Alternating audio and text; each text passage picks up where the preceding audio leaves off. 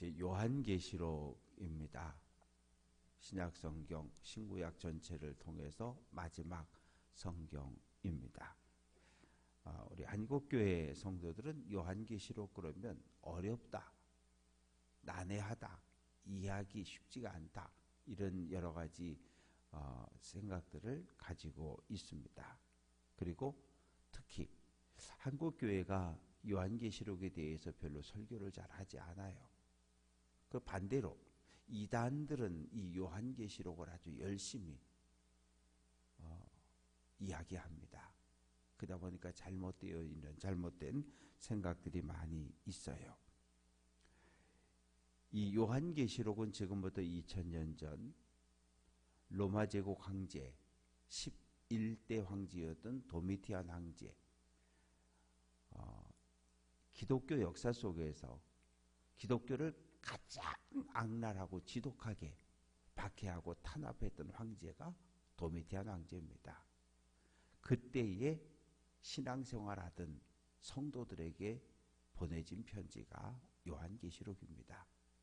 그러니까 우리는 2차 수신자고 1차 수신자들은 오늘 그 11절에 있는 것처럼 요한아 내가 보는 것을 두루마리에 써서 에베소, 서머나, 버가모, 두아디라, 사데, 빌라델비아, 라오디게아 7교회, 오늘날의 투르키예 지역에 소아시아 지역의 7교회에 보내라는 거거든요. 편지예요. 그런데 이 소아시아의 7교회는 누가? 사도 바울이 1차, 2차 전도 여행할 때에 들렸던 교회들입니다. 사도 바울에 의해서 복음이 전해졌고 그래서 세워진 소아시아의 7교회에 이제 사도 바울이 순교를 당하고 네로 황제 때 주 67년 목숨을 잃었고 그리고 나서 한 30년 지나서 이 편지가 쓰여졌고 바울이 복음을 전해 세워진 교회들에게 보내어진 편지가 요한계시록입니다. 편지는 보내는 이유가 있어요. 아무 문제가 없을 때는 평안하신지요 이렇게 축복으로 안부로 시작되고 끝날 수 있지만 뭔가 문제가 있을 때는 지금 이러한 문제가 이러한 문제가 고린도 전서 후서 모든 편지들은 그 교회에 일어난 문제를 사도 바울에게 이야기했고 사도 바울이 그 문제를 해결하기 위한 방법으로 제시한 것들이 편지입니다. 그래서 소아시아 교회 7교회의 문제점들을 지적하고 그 문제점들을 어떻게 고쳐가야 하는지에 대해서 사도 요한은 기록을 해 놓았습니다. 그래서 다른 이야기들을 최대한 절제하고 그저 성경 본문을 중심으로 해서 말씀을 전해보려고 합니다. 첫 번째는 이 요한계시록은 1절 말씀 보면 예수 그리스도의 계시라, 예언이라는 것이 있고 계시라고 하는 게 있어요. 그런데 이 예언이라고 하는 것은 그 당대의 예언자가 말씀을 선포했을 때 말씀을 받는 청중들의 변화에 따라서 이 예언이 그대로 이루어지기도 하고 멈춰지기도 하고요. 그런데 계시라고 하는 것은 이건 확정된 거예요. 어느 누구도 못 바꿔요. 계시라고 하는 단어의 의미는 감추어져 있는 거예요. 감추어져 있는 거예요. 감추어져 있는데 감추어져 있던 것이 열려져서 드러나는 것을 계시라고 해요. 예를 들면 예언은 청중의 반응에 따라서 바뀐다 그랬죠. 요나가 니느웨에 갔어요. 니느웨에 가서 설교하기를 40일 후에 니느웨의 성이 멸망합니다. 회개의 복음을 선포합니다. 그런데 어떻게 됐어요? 왕으로부터 일반 백성까지 강아지, 고양이, 소까지 모두 베옷을 입고 하나님 앞에 금식하며 기도하는 모습을 보이니까 하나님이 니느웨를 멸망시키셨어요? 아니요, 멈추셨어요. 멸망시키려고 멸망한다라고 요나를 보내서 알려주었는데 그분들이 회개하니까 하나님이 안 때리셨던 거예요. 그런데 계시라고 하는 건 달라요. 하나님께서 이미 확정했기 때문에 회개하든 안 하든 상관없이 하나님의 뜻이 계획이 이루어지는 것, 그걸 계시라고 하는 거예요. 그래서 요한계시록은 첫 번째 계시인 것을 볼 수 있고요.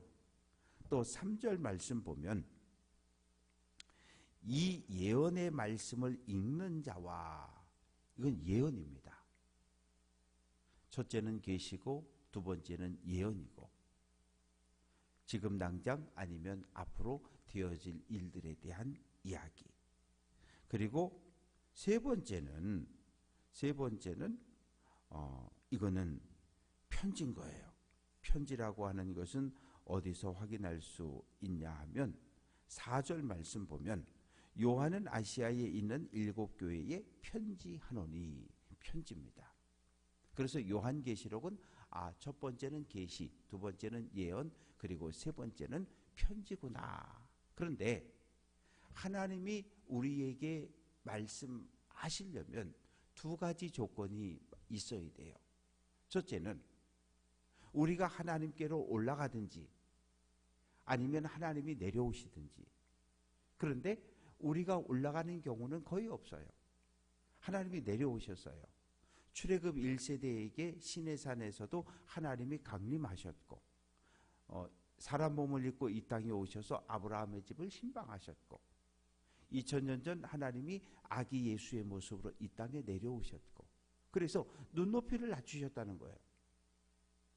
우리가 이렇게 하나님 나라로 쭉 올라가서 하나님을 대면하고 하나님께 말씀을 듣고 내려오는 경우는 모세가 시내산 꼭대기에 올라가서 40일 동안 하나님의 말씀을 받아가지고 내려오는 것.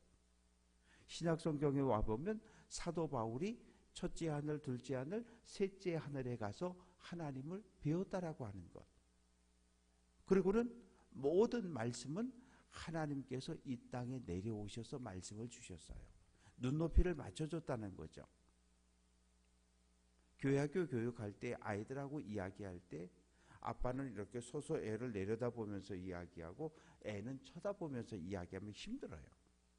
애는 작기 때문에 스스로 올라올 수 없어요. 아빠가 번쩍 들어서 눈높이를 맞춰주든지 아빠가 무릎을 꿇고 아이와 눈높이를 맞춰주든지.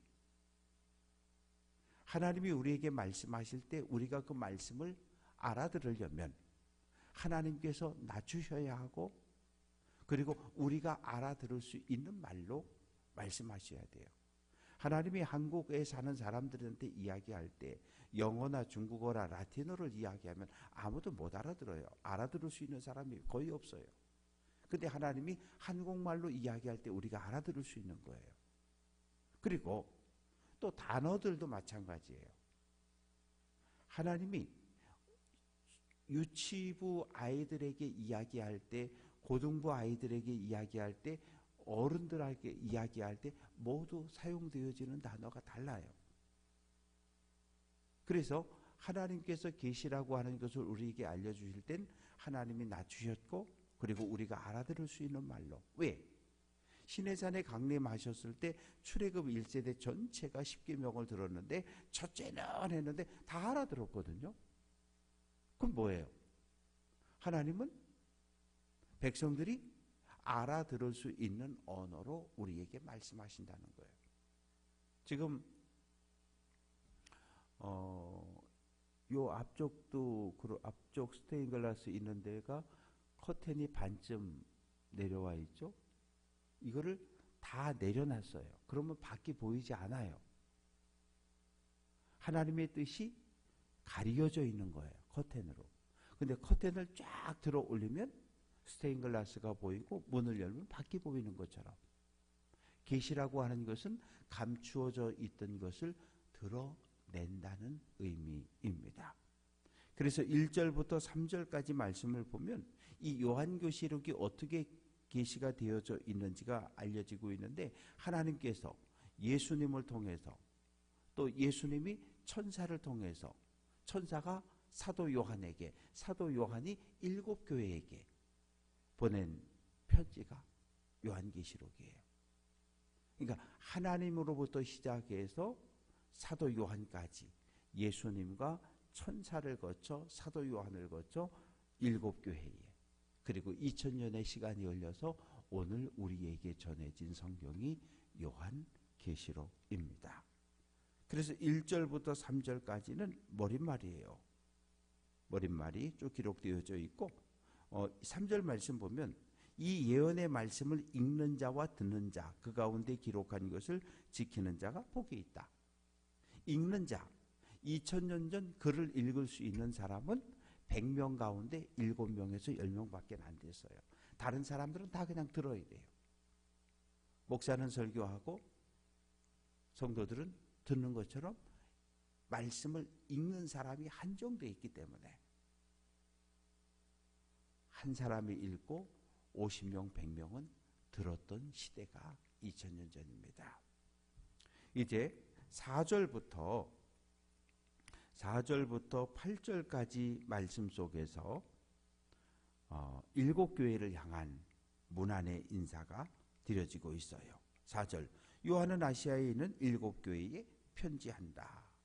그러면서 하나님을 소개하는데 이제도 계시고 전에도 계셨던 장차 오실 이, 이런 표현들이 있는데 구약의 하나님과 신약의 하나님이 똑같다는 이야기를 하고 있는 거예요. 그러면서 5절 말씀 보면 죽은 자들 가운데서 먼저 나셨다. 예수님을 이야기해요. 부활한 예수님이 하나님 보좌 우편에 올라가셨고 하나님과 더불어 온 우주를 통치하고 다스리고 계시는 그분. 그분은 어떤 분이냐? 5절 끝부분에 보면 우리를 사랑하사 그의 피로 우리 죄에서 우리를 해방하셨다.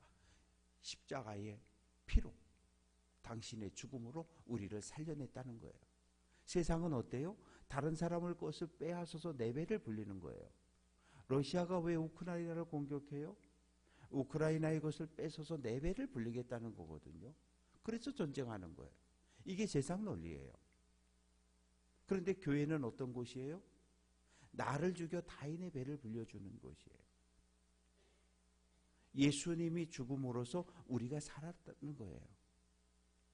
예수님은 나를 죽여 인류를 살려친 분이고 세상은 타인을 죽여 내 배를 불리는 거고, 그 세상의 가치와 교회의 가치는 전혀 달라요.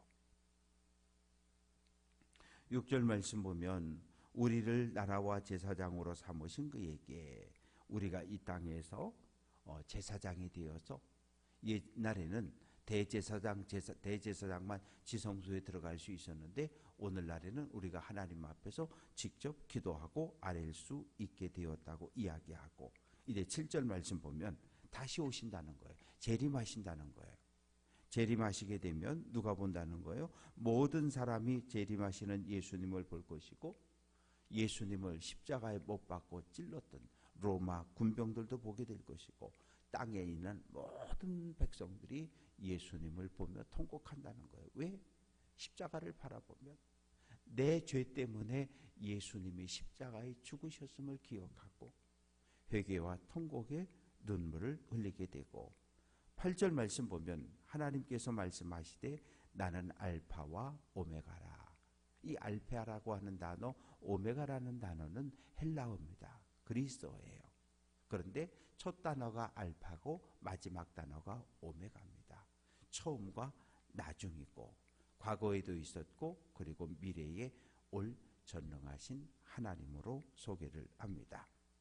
그러면서 9절 말씀을 보면 9절부터 16절까지 말씀을 보면 이제 계시를 하나님이 예수님이 천사를 통해 요한에게 계시를 주었는데 그 계시하시는 예수님의 모습을 9절에서 16절까지 기록하고 있는데 9절이 이제 나 요한은 너희 형제요 예수의 환난과 나라와 참음에 동참하는 자라 하나님의 말씀과 예수를 증언하였으므로 복음을 전했기 때문에 밤모라 하는 섬에 있었다. 밤모라 하는 섬에 있었다. 그래서 이 규절을 근거로 해서 첫째, 도미티안 황제가 사도 요한이 황제 숭배를 끝까지 인정하지 않고 죽이려고 불에도 태워보고 펄펄 끓는 기름솥에도 넣어보고 독을 넣은 물도 주고 그런데 못 죽였어요.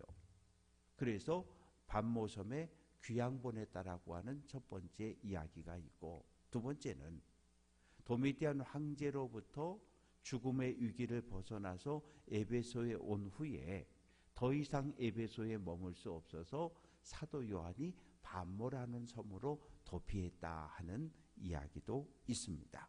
그런데 반모섬에 있을 때 10절 주의 날에, 여기서 말하는 주의 날은 오늘 우리가 지키는 주일을 이야기하는 거예요. 주일에 성령에 감동되어 내 뒤에서 나는 나팔 소리 같은, 나팔 소리가 빡 하면은 소리가 어마어마하게 크잖아요. 어마어마하게 큰 소리가 들렸다는 거예요.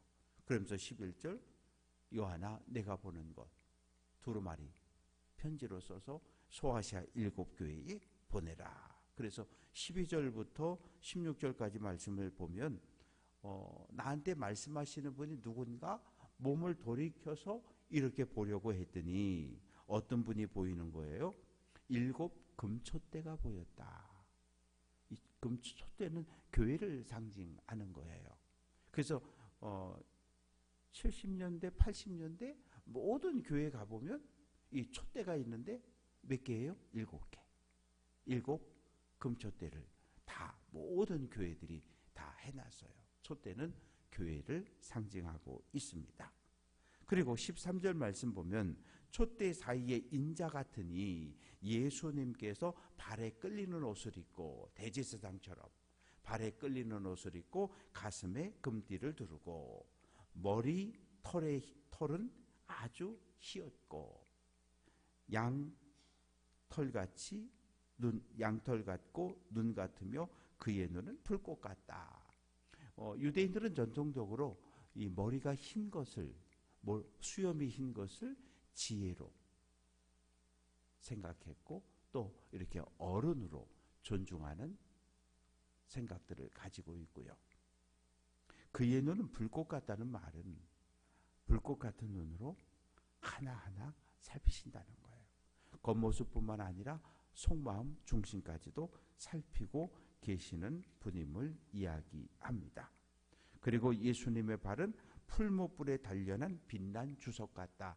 청동, 이 동을 이야기하는데 버쩍버쩍하면서 아주 강한, 그리고 악인들을 심판하고 짓밟을 수 있는 그런 능력 있는, 그리고 예수님의 음성은 많은 물소리 같다. 아주 거대한 폭포에서 물이 떨어질 때 보면 그 소리가 어마어마하게 큰 것처럼 예수님의 음성이 그렇게 크게 들렸고 그의 손에 7 별이 있다. 7 별이라고 하는 것은 7 교회를 지키는 하나님의 사자, 천사이기도 하고 하나님의 말씀을 전해주는 사자이기도 합니다.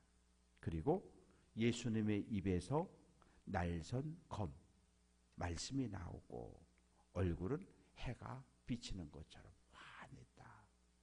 모세가 하나님을 만나고 내려왔을 때 얼굴에 빛이 났던 것처럼, 변화산에 베드로, 야고보, 요한 세 제자와 함께 올라갔을 때 예수님의 몸과 옷에 광채가 났던 것처럼 그렇게 그런 모습으로 나타났고, 이제 17절부터 20절까지 말씀 속에는 내가 볼 때에 그의 발 앞에 엎드려 죽은 자 같이 되었다. 하나님의 임재를 경험한 모든 사람들은 땅에 엎드렸어요. 왜? 두려움 때문에.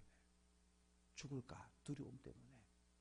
천사를 보았다 죽을까 하는 두려움에, 하나님의 임재를 경험했다 죽을까 하는 두려움에 땅바닥에 엎드렸는데 주님께서 오셔서 오른손을 내게 얹고 이르시되 두려워하지 말아라.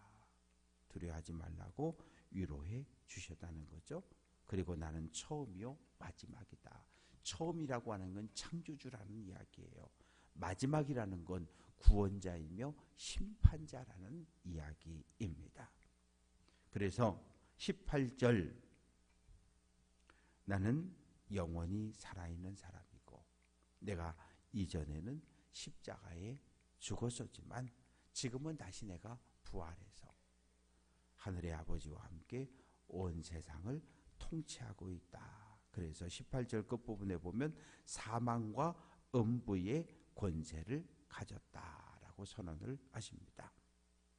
19절 말씀은 내가 본 것과 지금 있는 일, 장차 될 일, 과거에 본 것, 지금 보는 것, 그리고 앞으로 되어질 미래의 이야기까지 편지로 잘 기록을 해라. 그래서 그것을 7교회, 촛대 7교회에 보내라. 이렇게 말씀하는 것으로 1절은 끝나고 있습니다. 그래서 이제 2장과 3장, 4장 쭉 가보게 되면 7교회에 보내는 편지가 쭉 있어요. 그래서 이제 내일부터는 하루에 2개 교회씩 이렇게 말씀을 전하도록 하겠습니다. 그래서 요한계시록을 읽을 때는